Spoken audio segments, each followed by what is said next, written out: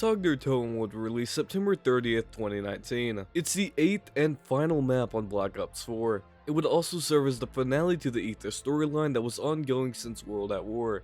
Taking place in an abandoned Group 935 Siberian outpost, the Victus crew would return after last being playable on Buried. The Thunder Gun returns as the map's wonder weapon. It acts just like how it did previously, and would receive a variant called the Tundra Gun. This version of it shoots, I guess, giant snowballs that'll freeze all zombies in the radius of where it was shot. The Wonderwaffe DG... Dog, I'm not gonna be able to say that, I can barely speak as is. The Wonderwaffe DG Sniper is a new wonder weapon that appears on the map. It's a semi-automatic Wonderwaffe with a sniper scope attached to it. Samantha's music box is a new equipment that appears on the map. Upon throwing it, Samantha will appear and cause all nearby zombies to float in the air and then be flung away.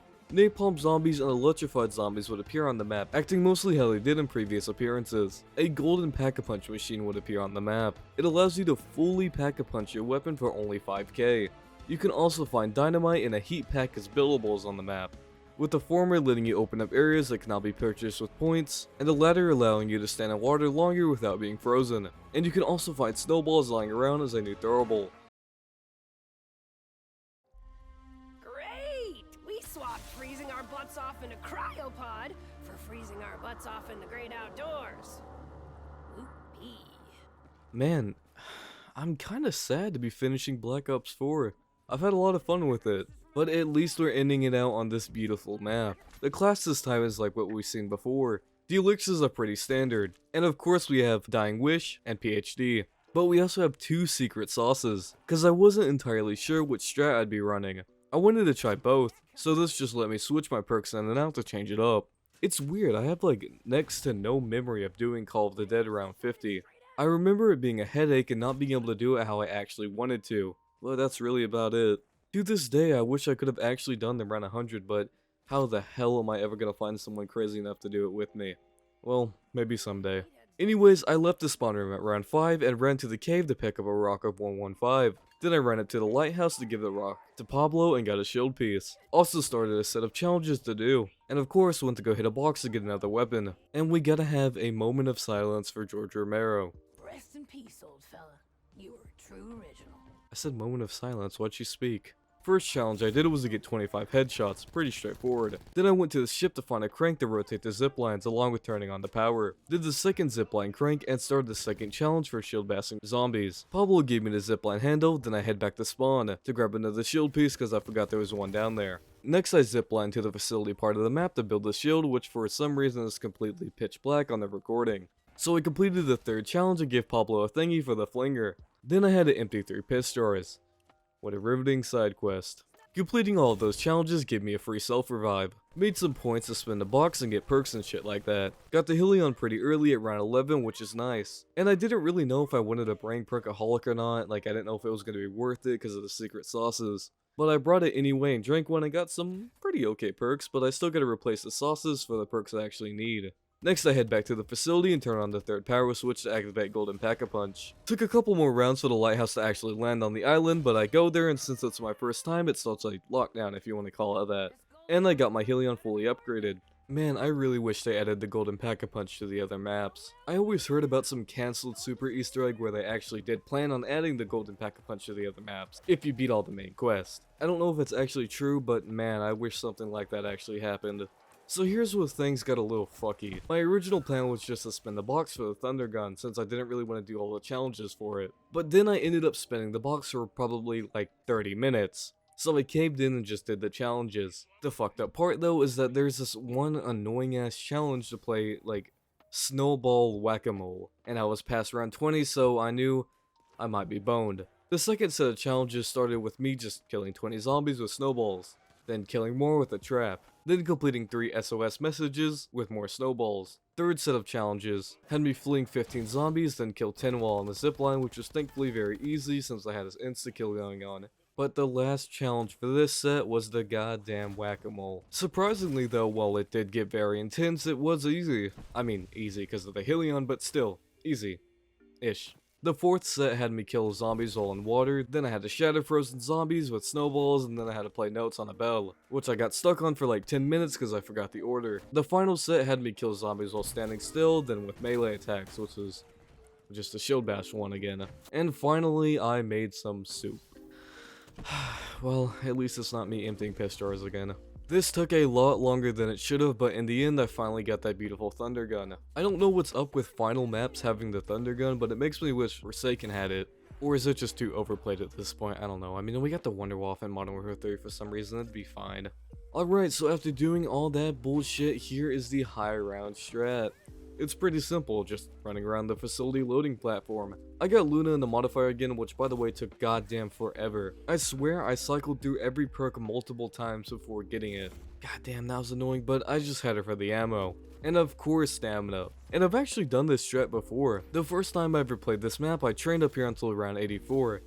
But then I lost connection to the servers. It was pretty fun, but I wasted 8 hours. I kinda had some deja vu, because before starting this run I got disconnected 2 times while just sitting in the main menu. But thankfully didn't get disconnected in game, so, you know, that's nice. I like this training spot a lot. It's wide enough to easily get past zombies and get them up in a horde. And it's not too slow either, but that more just depends on how fast you're actually like getting the horde up and shooting up with the thunder gun. It got a little weird from time to time. I had a few dying wishes go off, but refreshment is overpowered, so it didn't really matter. Not really too much to say, it was pretty straightforward. At round 64, I went ahead and switched to the camping strat, and holy shit, I see why the round 100 speedrun is only like an hour 39. If you stand in the ship's power room, all zombies will only spawn from one window for some reason. It baffles me so much why they didn't patch this. So I kinda just did this until round 98. I was gonna continue training at round 95, but I didn't get a dog round until 97, and it would have been way too risky to get my perks back in the middle of a round. I might as well just go into the tier list. The final tier list of Black Ops 4. Man, where do I begin? Seriously, I don't actually know where to begin. A few months ago I would have said this is one of my favorite maps, but now I just don't know. I thought coming back I would still see that I absolutely love this map, but it felt strange. It was like I was playing a different map. Maybe because I wasn't in the best mood when I did this, but man, I don't know where to place it. The map itself, like the actual like map itself, it's great. The layout's pretty nice. I mean, it's just Call of the Dead, but expanded and easier to get around. The thunder gun is awesome, like always, but I question why the fuck does the Wonderwall sniper and Tundra gun exist? Like, they had time to make 2 of whatever those are, but not port the scavenger in? It would have been perfect. We have PhD and we are literally on Call of the Dead again. I do remember loving the main quest and that little like final sequence where you're like slowly going across the map in that ball. That was really fun, even though I had to do it twice because I crashed on the last step. I might regret this later, but for now it's just gonna go great. Don't know what happened, I just don't remember liking the map as much as I did. But you know, great isn't a bad placement or anything. And we can also finally do another game ranking. Keep in mind, this is only how I feel about the zombies mode, and not the game as a whole. It's no secret that I actually love Black Ops 4. All in all, the only thing I really dislike about it is the perk system. It's my biggest complaint, but it's not bad enough for me to completely hate the game. The perk system in the end is so baffling to me because they wanted to eliminate crutch perks, but then made Dying Wish. Like every match of Black Ops 4 I have ever played, I have brought Dying Wish. The specialist system could have definitely been better. I feel like you should have been able to change them in-game by different quests. I don't really know what they would have done. I guess they didn't want to make a bunch of different like ways to get the specialist in every map. All the maps apart from like a couple were great, and Ancient Evil was one of the coolest maps in all of Zombies. And I'm very excited to do the main quest for all the Chaos maps and maybe the Gauntlets. I like almost everything about the game, but I'm not sure it would go above BO3. Since I feel like that game was more, like how would I say, just intact. Since BO4 had a troubled development, it wasn't its complete potential, and I feel like that weighs it down just a little bit.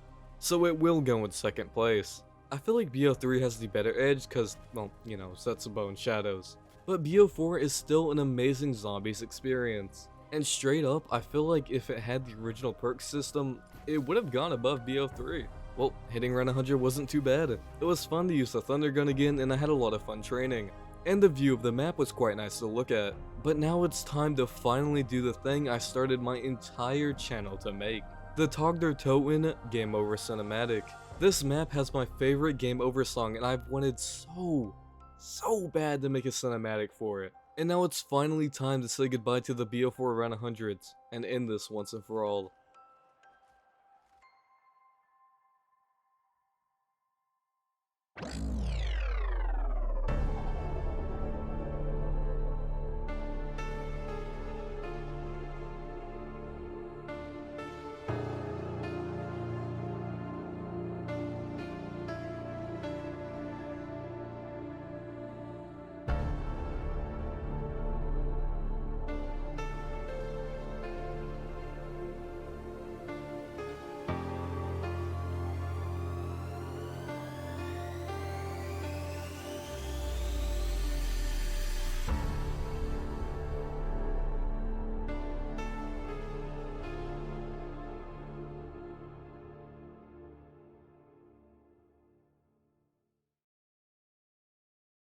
And that's Black Ops 4 Zombies. From a new story bringing us onto the Titanic to collapsing the multiverse in a familiar setting, BO4 was a very turbulent game. It ended up splitting the community and putting zombies in a place that barely recovered from. Still, I love doing this, even though the channel is nowhere near where it was and honestly quite dead. I'm still excited to do Cold War and Vanguard though. Well, more Cold War than Vanguard. Don't really know what's gonna happen after Vanguard. Probably fill in until COD 2024. I guess it's time to head into the dark ether.